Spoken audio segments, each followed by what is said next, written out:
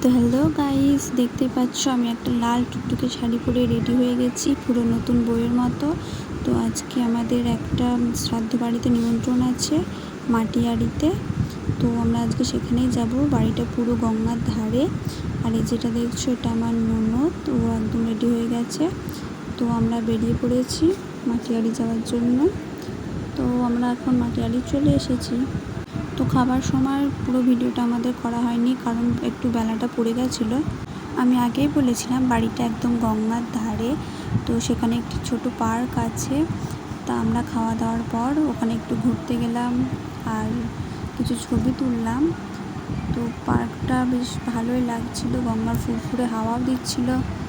দেখো এই যে এই সাইডটায় পুরো এটা পার্ক, আর এই ডান সাইডের এইদিকে এটা খেলার মাঠ। জায়গাটা বেশ বড়। আর তারপরে ওই যে দূরে ওটা গঙ্গা। তো এর আগে আমি কোনোদিন মাটিয়াড়ি যাইনি, এটাই আমার ফার্স্ট মাটিয়াড়ি যাওয়া। তারপর আমরা একদম গঙ্গার ধারে এসে ছবি তুললাম। এই যেটা দেখতে পাচ্ছ এটা হচ্ছে আমার জেঠি শাশুড়ি, মানে এটা আমার এই ননদটার মা। আর এই যে নেভি ব্লু কালারের শাড়ি পরা এটা হচ্ছে আমার শাশুমা। আর এই যে এখানে দেখতে পাচ্ছ যে একটা বড় নৌকো দাঁড়িয়ে আছে, এখানেই তো ঘাট পারাপার হয় মানুষজন সব। সূর্যের আলোয় জলটা খুব সুন্দর দেখাচ্ছিল।